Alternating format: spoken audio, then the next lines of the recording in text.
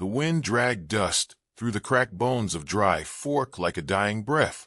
It was midday, but the sun burned as though the sky itself wanted to smother what little life remained. Wooden buildings leaned on each other like drunks, shutters hung askew, and signs flapped aimlessly. A stray dog nosed at a puddle that was more blood than water. Overhead, vultures wheeled in lazy spirals, waiting. Down the long stretch of Main Street came a horse that looked near dead, and a rider who looked little better. Elias Boone sat crooked in the saddle, his back stiff, shoulders heavy with time. His hat cast a shadow that reached clear down to his chest, but even in the gloom beneath its brim, his eyes held a pale fire. He rode with a limp that extended to the horse beneath him. One stirrup was lower than the other, and every time he dismounted, it was clear which leg gave him trouble. He pulled the reins just outside what passed for a general store. The townsfolk watched from behind glass and wood in silence. A boy no older than 10 stood in the dust, eyes wide, lips curled in a smirk. He mimicked the stranger's limp with exaggerated steps, drawing giggles from another child hiding behind a barrel. Elias turned his head slowly toward them. The boy stopped. Something in those weathered eyes, quiet, unblinking, full of something old and unreadable, chilled the boy's grin. Elias stepped off the horse with a grunt. The limp was real, deep in the bone. His boot crunched into the dirt like it was making a promise. Across the street, behind the broken panes of the saloon, the piano had long since fallen silent. Now there were only voices, hard, sharp, amused. The Carradine brothers had turned Dry Fork into their spittoon. No sheriff, no judge, just laughter, liquor, and long rifles. Anyone who spoke against them was gone or buried without a name. Elias tied his horse with a slow care that made it seem like he had nowhere to be. He ran a gloved hand along its mane. The animal barely flinched. Then he turned and made his way toward the swinging doors of the saloon. Each step sent a jolt through his hip, but he didn't hide the limp. It walked beside him like an old friend. Inside, the saloon stank of sweat, gun oil, and old whiskey. 3 of the Carradine boys lounged at the main table, boots up, cards scattered, pistols holstered loose. The one with the scarred cheek noticed him first. His laugh cracked the air like a whip. "Hell, boys, look what the wind blew in." Thought the grave stopped spitting them out. Another man, younger, flicked a peanut shell at Elias's boot. It bounced, landed in the dust.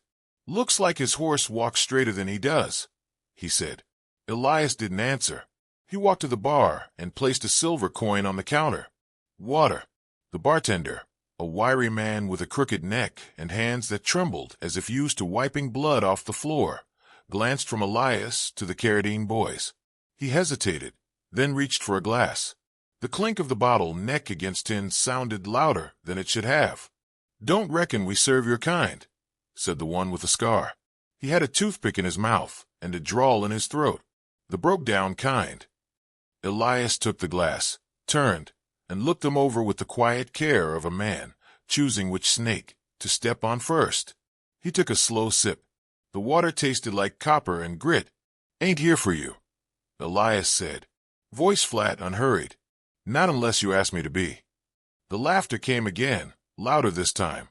One of them spat near his boot, a glob that missed by less than an inch. "That a threat?" asked the youngest, standing now, hand brushing near his holster. He couldn't have been more than 20, his face still raw with youth, his eyes still looking to prove something. Elias didn't blink. Wasn't a threat, was a truth. The boy's hand stopped. For a long second, no one moved. The room seemed to hold its breath. The flies, the creak of floorboards, the whisper of dust through the open door, all of it vanished. Just the hush of men deciding whether to laugh again or shoot. Then the bartender cleared his throat, too loud, trying to move the moment along. The boys sat back down, one by one, the noise returning in slow drips. The boy who'd stood turned his back with a nervous chuckle. Elias finished his water, placed the glass down gently. He looked around the room, not like a man afraid, not like a man challenging, but like one memorizing names for a list only he could see. "You got a room?" he asked the barkeep. The man nodded, eyes wide. "Upstairs. Back corner." Elias nodded once and limped slowly toward the stairs, his steps the only sound louder than the whispers that followed him. Upstairs, the room was small, the bed narrow, the sheets thin. He didn't unpack, didn't sit, just stood by the window, watching the street below. His fingers rested on the butt of the revolver at his side, not twitching, not eager, just there, like a part of him. In the street, the sun was sinking. The same boy from earlier stood by the horse, eyes full of questions he didn't yet have words for. Elias watched in silence. Downstairs, laughter erupted again. It was the kind that always came before blood. But Elias had time. Not much, but enough. He turned from the window, pulled his coat off slow, revealing the worn leather of his holster. The revolver looked old, but polished, well-loved. The initials E.B. were faint on the handle. The limp would never leave him. It was carved into him like a brand. But he didn't hate it. It was a marker of time past, of people lost, of shots taken and never missed. Somewhere in the dark of that saloon, wolves had mistaken his walk for weakness. They'd find out different. Before the Carradines came, Dry Fork had a heartbeat. A slow one, to be sure, tired, worn, but honest. The land was tough, the sun unrelenting, but the people made do. Sheriff Ben Holden kept the law, or what passed for it out here. He wasn't fast with a gun, but he had a voice that could still a room and a spine made of fence post wood. Folks like Anna May fed the town through lean winters, and when little Jonah Hensley's pa broke his leg busting wild colts, neighbors passed the hat without needing to be asked. That's how it was. Then one spring, the Carradines came riding in, Clayton at the front, sitting his horse like it owed him the world, and Jed flanking him, twitchy as a snake in a thunderstorm. There were 4 more behind them, rough men with eyes like dried blood. They bought a round at the saloon, slapped coin on the counter, and smiled with too many teeth. Said they were just passing through. They never left. By summer, Sheriff Holden was dead, found hanging from the lone cottonwood tree by the church, his boots swaying gently above the cracked earth. No one claimed to have seen it, but everyone knew. The preacher stopped preaching that Sunday. Folks stopped walking the streets at night. The Carradines took over the livery first, then the water rights near the creek, then the best 2 grazing plots outside town. Clayton's name started appearing on deeds like it was the name of God. No one stood up. Not after Holden. Anna May tried in her quiet way. She'd inherited her feed store from her husband, who died coughing up coal dust in Missouri. She never remarried, never lowered her head. When Jed came in one day, drunk and asking for feed at half price, she told him no. He backhanded her into a stack of oats and took the bags anyway. Folks saw the bruise, saw the cracked lip. No one said a word. Jonah Hensley saw worse. His father, Eli, had tried to rally a group of ranchers, half drunk on justice and desperation. They met under lantern light in the old mill, but someone talked. Or maybe someone listened too closely. A week later, Eli was found face down in a ditch, his throat open clean. Jonah buried him with his own hands. The boy didn't cry, just stared into the dirt like he was carving something into it with his grief. That was the world Elias Boone limped into. He made no speeches, claimed no purpose, just took the upstairs room and watered his horse each morning. But he watched. He watched Anna May struggle to lift a barrel of corn while Jed Carradine and one of his men leaned against a post outside the store, grinning like cats in a mouse hole. Jed stepped forward, gave the barrel a shove with his boot, sent it rolling into the dirt. Corn spilled everywhere, glinting like gold in the dust. Anna May's face flushed, but she didn't speak. She bent down slowly, hands shaking. Elias was there before she reached the ground. Bent awkwardly, with that stubborn leg. He began gathering the kernels in silence. Jed laughed. "Careful, old man. Ain't good for your back, helping pretty widows." Elias looked up. His hand held a fistful of corn. His eyes held something colder. "She asked for help," he said. "I obliged." Jed took a step forward, fingers brushing his belt. "She didn't ask me for nothing, and I still get what I want." Anna May's breath caught. Elias stood slowly, slower than a man should in a moment like that. His limp made his balance uncertain, but he didn't wobble.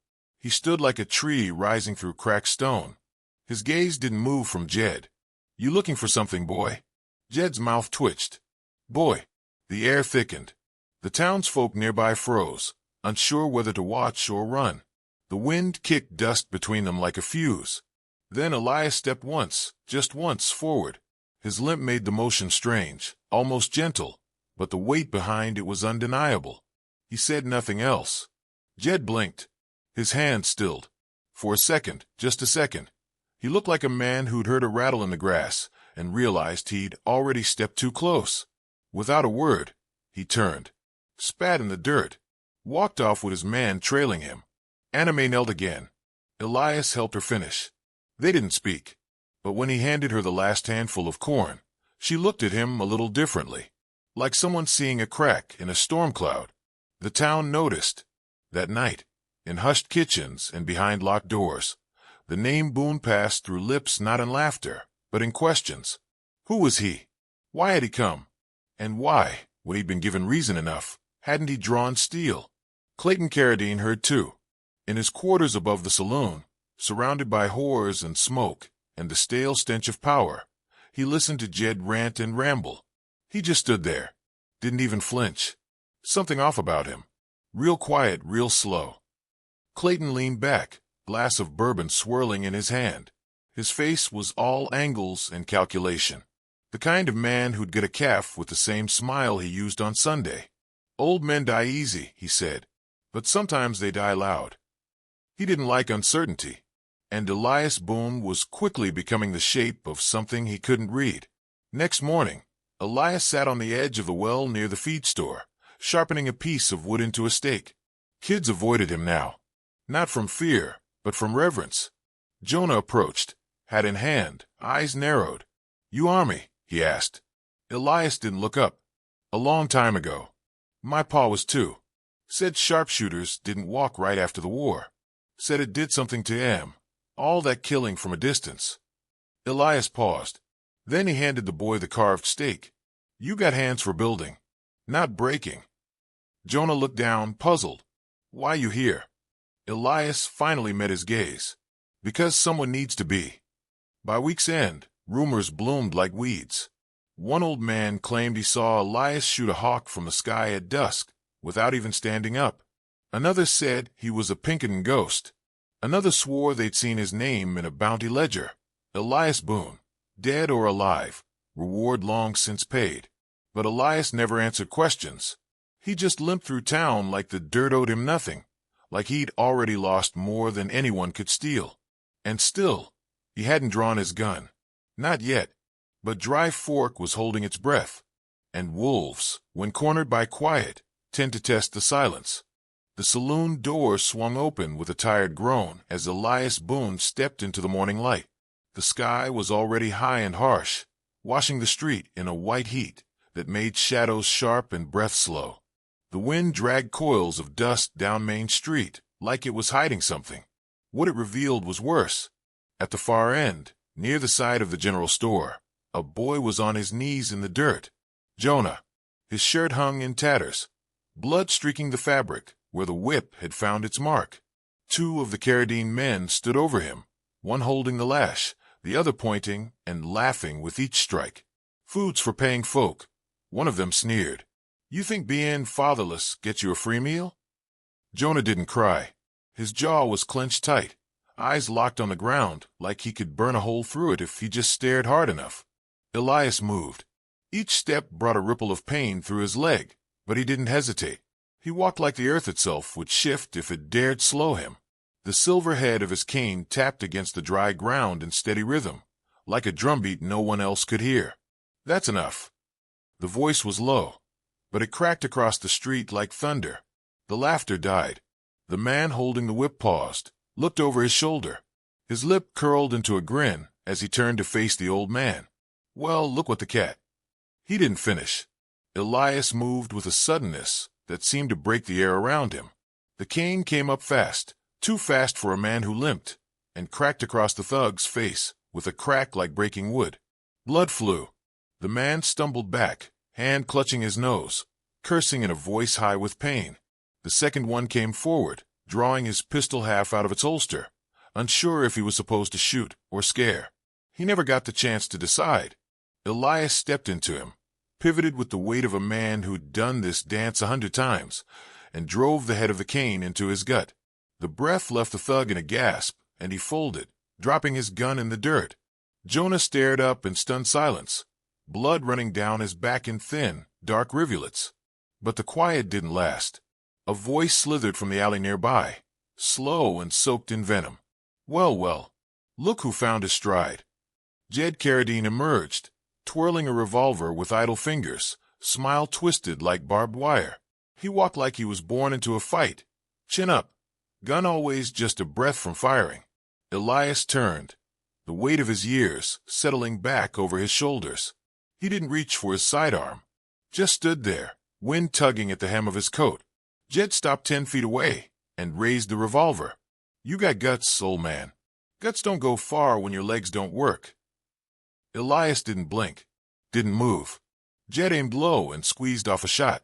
The bullet kicked up a puff of dust less than a hand's width from Elias's bad foot. Jonah flinched. Elias didn't. Jed laughed, slow and deep. That wake you up? Silence answered, the kind that made even the birds still their wings. Elias stared at the younger man for a long moment, his gaze as steady as stone. Then he spoke, each word shaped with quiet weight. You boys best walk away from this town before blood starts soaking this dirt. Jed took a step forward, pistol still leveled. You can barely walk, old man. Elias's voice didn't rise, didn't waver. Don't mistake the limp for weakness. The wind howled between the buildings. Dust swept up like ghosts trying to hide the coming storm. For a second, Jed's smile faltered, just a flicker, a shadow of uncertainty. Then he tucked the revolver back into its holster and looked to his men, both of whom were still groaning in the dirt. This ain't over, he said, voice sharper now. You just bought yourself a hole in the ground. Elias stepped forward, the limp still there, but less visible somehow, as though the fire rising behind his eyes had burned through the pain. You ever raise a hand to that boy again, he said, and I'll carve your name into the dirt with your own spine. Jed froze for half a breath. Then he laughed again, but it sounded thinner now. He backed away slowly, leaving his men to follow on shaky legs. Elias knelt beside Jonah, pain pulling at his face. He reached out a hand, and the boy took it, wincing as he stood. His eyes, full of both confusion and awe, searched the old man's weathered face. Why'd you help me? He whispered. Elias looked down the street, watching the Carradines vanish into the heat shimmer. Because nobody else did. Behind them, doors creaked open. Faces peeked out from windows. For the first time in a long time, Dry Fork was watching something besides its own fear. Elias dusted off his coat, straightened, and looked down at the blood-stained dirt. The wind tugged at his coat again, as if urging him to say more. But he didn't. He just turned and walked away. Each step slow, each step steady. And behind him, in the silence, the boy watched, and the town remembered.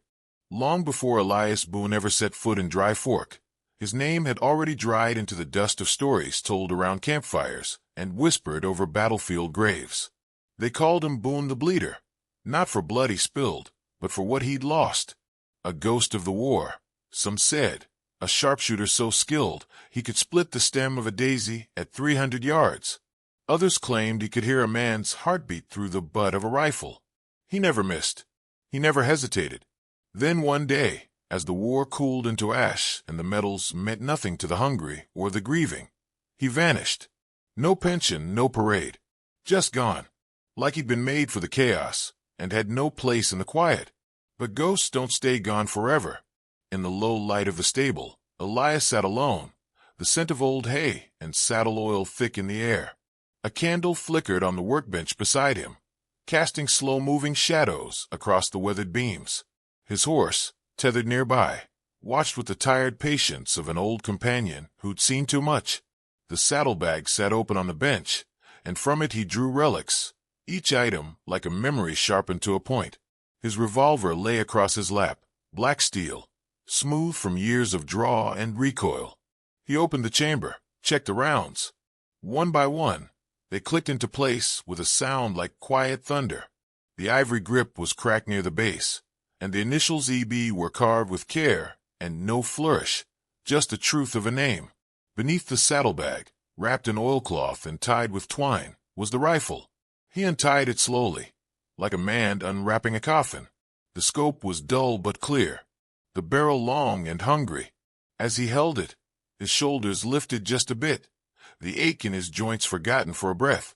His fingers knew this weight better than they knew prayer. The stable door creaked behind him. Jonah stepped inside, his boots light on the hay-strewn floor. His face was still bruised, but the fire in his eyes had only grown since the beating. "You could have stopped him," the boy said, voice firm but unsure. "You had the chance. Why didn't you?" Elias didn't look up right away. He ran a cloth down the barrel of the rifle, slow and even. "Wasn't time yet." Jonah frowned. "That ain't much of an answer." Elias turned the rifle in his hands. The candlelight caught the edge of a scratch along the stock. Old damage, never sanded out. "There's a right time to pull a trigger," he said finally. "Just like there's a wrong one. Shoot too early, and you make it worse. Wait too long, and folks start to believe there's no one left who will." Jonah kicked at a clump of hay with his boot. "They're saying Anna Mae's got 2 days. If she doesn't hand over the store, they'll burn it down." Elias looked at the boy, eyes steady, expression unreadable. "She won't leave." "How do you know?" "Because I told her to stay." The answer landed like a hammer on stone. Final, unbending. Outside, thunder rolled in the distance, though the sky was still blue. The kind of thunder that didn't come from clouds. Anna Mae stood behind her counter the next morning with her jaw set and a shotgun resting beneath the till. Customers came and went quickly, their words few, their eyes scanning the windows. No one mentioned the gang. No one asked why she hadn't packed. But when one of the Carradine men swaggered in and tipped over a crate of flour with his boot, Anna Mae didn't flinch. She just stared at him until he left. Behind the store, Elias stood still as a statue, watching. Jonah trailed behind him later, up the rise that looked out over the town. The two stood side by side, the sun painting the plains in gold. Below, Dry Fork looked like a place caught in a breath, one long inhale before a scream. "Boone the Bleeder," Jonah said quietly, as if testing the name in his mouth. "That was you, wasn't it?" Elias didn't answer, just kept looking down at the town, like he was reading its heartbeat. "You ever miss?" Elias exhaled through his nose, barely a sound. "I never aim unless I'm sure." The boy was silent for a while, then spoke with the kind of gravity only someone who had buried their own father could muster. "They'll come for her." Elias nodded. "Let him." The boy looked at him then, really looked, and saw not the limp, not the gray in the beard or the age in the shoulders, but something else. Something still, heavy, and absolute. "I want to help." Elias turned, slowly. In the fading light, his face was half shadow. "You will," he said, "but not with a gun." "Then how?" "By staying alive." That night, the wind picked up, and with it came the smell of fire. Somewhere to the east, a homestead burned, one that hadn't yet signed over its land to the Carradines. The sky pulsed orange for hours, but in the stable, the rifle sat ready. The revolver was holstered once more, and the ghost from the war sat against a beam, eyes open, listening. The town had 2 days, but Elias Boone had waited years, and his trigger finger was just beginning to itch. The sun bled into the horizon like an open wound, setting Dry Fork aglow in a burnished, deathly gold. The heat had faded, but the air held something heavier, expectation, like the town itself was holding its breath. Shutters were closed, curtains drawn. Children hid beneath beds. Mothers clutched rosaries they hadn't touched in years. No one walked the streets. No one whispered. The silence was the kind that preceded thunder. Hooves broke it. 6 riders came fast and deliberate, dust swirling behind them like a trailing storm. At their center rode Clayton Carradine, hat pulled low, coat snapping with every trot. Beside him was Jed, eyes red, jaw clenched, the memory of humiliation etched into his every movement. The rest were nameless to most, but known by their cruelty. Each had spilled blood for less than pride. They reined up in front of Anna Mae's feed store. It stood untouched, defiant. Lanterns glowed faintly in the windows, and in front of it, Alone in the street stood Elias Boone, rifle slung over one shoulder, pistol holstered at his hip, long shadow stretching behind him like a warning. Clayton spit in the dirt. "This the ghost they've been whispering about," he muttered to Jed. Jed laughed, loud and scornful. "He's just bones and limp. Looks like wind could knock him over." Elias didn't speak, didn't move. He stared down the street, like the dust in the air didn't touch him. Clayton clicked his tongue and rode forward a few paces. "You think you scare us, old man? You should have kept riding." Still no answer. Clayton sneered. "Fine. Let's finish this." Jed grinned and reached for his revolver. "Let's see how fast this legend." He didn't finish the sentence. Elias's hand blurred, and a single shot cracked through the evening calm like a whip made of iron and fire. Jed's chest erupted red, the force spinning him from his saddle before his weapon even cleared leather. He hit the dirt hard, already dead. Clayton's horse reared. The others froze for half a second too long. Elias was already moving. He rolled behind a water trough, another shot echoing as he fired from cover. One of the Carradine men, crouching near a barrel, jerked violently and slumped sideways, lifeless. His rifle clattered from his hand and landed beside him like a question with no answer. Bullets tore through the street, smashing windows, splintering beams. The feed store's sign cracked in half and dropped to the dirt. The water trough exploded in a shower of wood and iron as Elias rolled again, landing behind a broken wagon wheel. He paused, listened, breathed, count. 3 left. One leaned out from the saloon's side, rifle shaking. Elias didn't hesitate.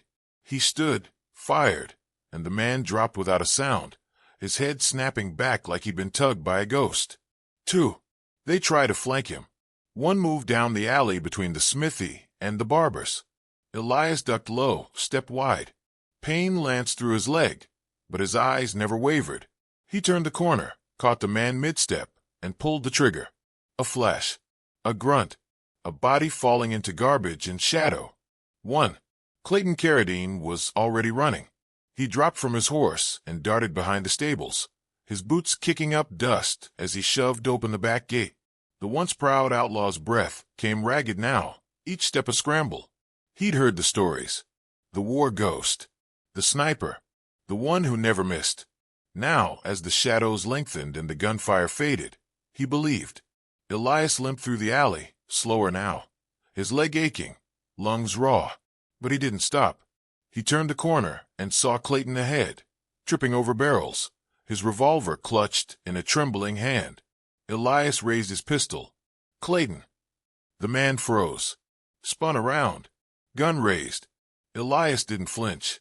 "Drop it." You don't have to do this," Clayton stammered, sweat gleaming on his forehead. "You got the town. You made your point." Elias stepped closer, the barrel of his revolver unwavering. "You laughed at my limp," he said, voice low, "but you should have feared my stillness." Clayton's eyes darted, searching for a way out that wasn't there. "I ain't the only one who laughed," he said, trying to sound tough, but the tremor in his voice betrayed him. "I ain't." "On your knees." Clayton hesitated, then dropped. Elias walked up slow, each step punctuated by pain, until the barrel of his gun hovered inches from Clayton's face. The outlaw's breath came shallow, mouth twitching in fear. "Please," he said. "Don't." Elias looked down at him, saw a man who had stolen peace, murdered for pride, destroyed for amusement, and now, groveling in the dirt, begging for mercy he'd never given. "I'm not going to kill you," Elias said. Clayton exhaled, relief pouring out of him like sweat. Then Elias shot him through the hand. Clayton screamed, clutching the ruined mess of bone and blood. "You don't get to hold a gun again," Elias said. "You don't get to decide who lives scared." He turned and limped away, not once looking back. Behind him, the sky deepened to a smoky blue, the town exhaling after a long-held breath. Elias emerged onto the street, smoke and silence settling like a funeral shroud. Doors creaked open. Faces emerged, pale and awed. Anime stepped out last, shotgun still in her arms, though it hung loose now. Elias holstered his pistol. "Your store's safe," he said. She looked at him for a long moment. "And you?" He glanced at his leg, blood dark on his pants. "I'll walk." Jonah appeared then, breathless, eyes wide. "Is it over?" Elias looked down the street. Bodies in the dirt, blood in the dust. The gang gone, or broken. For now. And then he walked past them all, down the middle of the street, as the townspeople stared in reverent silence. His limp steady, his shoulders straight. The dust slowly settled behind him. The morning light draped Dry Fork in a soft, golden hush. It crept over rooftops and kissed the blood-stained earth clean. Smoke curled from chimneys for the first time in days, not from fear, but from breakfast fires. The street, once thick with gunpowder and screams, now held only the sound of hammers and shovels. Townsfolk moved slowly, speaking in murmurs, pausing when their shadows passed over fresh-dug graves. Outside the saloon, a small crowd had gathered, not for a spectacle, just to be near the man who'd done what none of them dared. Elias Boone sat on a wooden bench, one leg stretched stiff, the other bent. A tin cup steamed in his weathered hand. His hat was pulled low, but not enough to hide the tired eyes beneath it. The rifle leaned beside him, untouched now, but not forgotten. Anna Mae approached, apron dusted with flour, dark hair tied back in a blue ribbon. Her steps were quiet, reverent. "You drink that coffee like it's holy," she said gently. He didn't look at her. "Closest thing I've had to peace in years." She sat beside him, careful not to crowd him. "You could stay," she offered. "We could use a man who knows how to stand when others can't." Elias let the silence linger. He watched a boy chase a dog across the street, both of them laughing. Then he sipped again. "I ain't what this town needs. You got heart enough in you to keep it standing." She studied him, as if trying to understand what it cost him to speak those words. "You've got no one waiting out there, do you?" He didn't answer, just sipped again. She placed her hand over his. Not tight, just enough to let him know she saw him. A few feet away, Jonah shifted nervously from boot to boot. He waited for Anna, made him move before stepping up. "You heading out today?" the boy asked, voice cracking slightly. Elias nodded. "Sun's high enough. Dust won't be so bad." Jonah looked down at his boots. "I want to ride with you." Elias raised his eyes. The boy flinched, but stood his ground. "I ain't scared," Jonah added. "You saw that. I could learn from you." Elias leaned forward, sitting the tin cup on the bench beside him. His gaze softened, but only slightly. "You don't want my road, son." Jonah opened his mouth, but Elias held up a hand. "I've followed that trail too long. It don't lead to anything but ghosts and regret. You've got fire in you, but use it here. Fix this place. Grow roots. Be something better than a shadow with a gun." Jonah's jaw clenched, but he nodded. Pride bruised, not broken. Elias rose slowly, grimacing as his legs straightened. He walked toward the stable where his horse was already saddled, the rifle tucked behind the saddle horn, his saddlebag slung and buckled. The townsfolk parted as he passed, hats in hands, eyes down or full of wonder. No cheers, no applause, just the kind of silence a legend earns. He reached the horse and tugged the girth strapped tight, patting the animal's side. Then he turned to mount, but something small fluttered from the saddlebag and landed in the dirt. A pink ribbon, sun-faded and frayed at the edges, the knot loose as if once tied by tiny fingers. Elias stared at it for a long time, didn't move, didn't speak. Anna Mae, standing nearby, saw it too. Her breath caught. Elias bent slowly, like lowering himself before a grave. He picked the ribbon up with surprising care, brushing dust from the fabric with his thumb.